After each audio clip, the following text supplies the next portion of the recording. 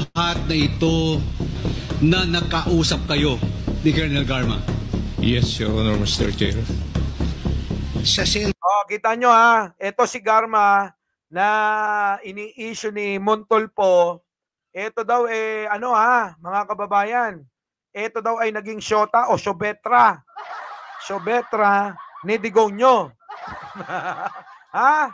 Syobetra o jowa ni Digongyo. Ito na. Cellphone mo, tumawag si Royina Garma. Yes, Mr. Chair. Oh, di ba? Tumawag, tinawagan itong mga ito. Oh. Bakit? Bakit kayo tinawagan? Kilala mo si Royina Garma? Yes, sir. Pwede bang ituro mo rito kung nasaan si Royina Garma? So, si Royina Garma, siya ba yung dating PCSO General Manager? Oh. Yes, sir. And she is my classmate in the Philippine National Police Academy. Ang tumawag... Kita nyo mga kababayan ha, yung oy, Jerry Ramil, nagpalakas ka na ba? Conscribe, oo, ha? Oy, Jerry Ramil, magpalakas ka na. Kain ka balut. Nagre-reklamo na si Maring Priscilla. Ha? Oo, agreklamo mo ton. Agkurang kaling na, bahala ka. Oh. Kita nyo mga kababayan, etong si Garma na dating PCSO General Manager. Ang kwento nito bago ito maging General Manager ha? Aba, linggo-linggo, mayroon itong meron itong kinukubrang milyon. 1 milyon, 1 linggo. Kada mga illegal na pasugalan sa Pilipinas. Grabe, no? Oy, sa si IDJ 7. Grabe, no? 1 linggo, 1 milyon. Tatahimik ka na lang talaga, no? Si Garma, retokada pala yan. Itsura niya, retokada. Oo! Dati mukhang bullfrog yan ang mga trip ni Digong.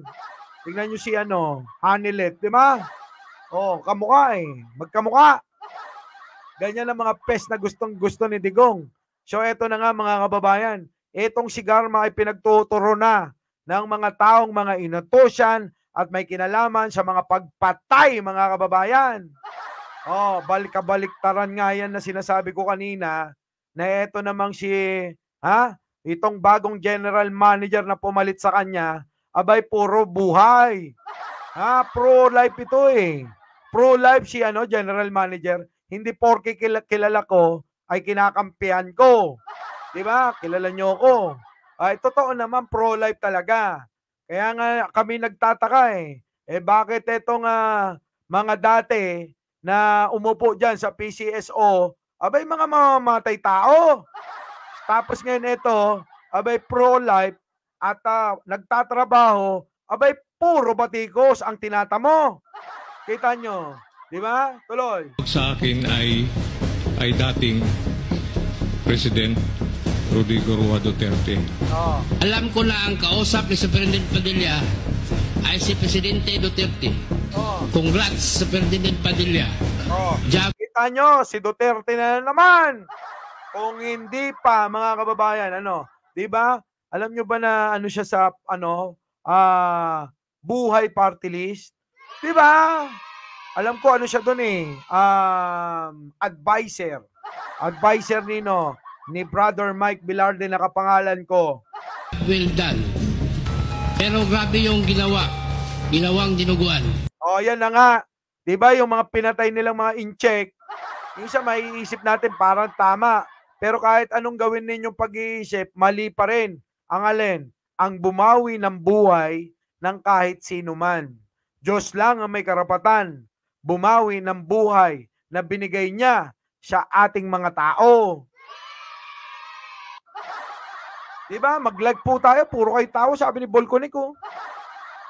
Ikumpara natin dito kay Garma itong bagong pinakita ko na to kanina. Eto na nga. Si Mel Robles ay gumuguhit ng kasaysayan sa ibang bansa. Kita nyo, may bago na naman. Karangalan ang Pilipinas. Dahil dito, kanino? Mel Robles. Abay, naging opisyal mga kababayan ng Asia Pacific Lottery. Kita nyo? Naging opisyal mga kababayan. ng Asia Pacific Lottery. Yan ba? Yan ba yung walang kredibilidad? Ganon talaga eh. Kapag ka ikaw hitik sa bunga o ikaw ay malinis, dudumihan ka. Pero itong mga Duterte talagang marumi na talaga. Wala na itong hindi na to, kahit ibabad nyo sa Clorox, marumi na talaga eh. Di ba? Marumi na talaga. Wala na tayong magagawa ron. Ito na. Kasyong. So, congrats ulit kay General Manager Mel Robles na hinihila pababa, pilit hinihila ng mga utak talangka. Karangalan ng Pilipinas yan, di ba?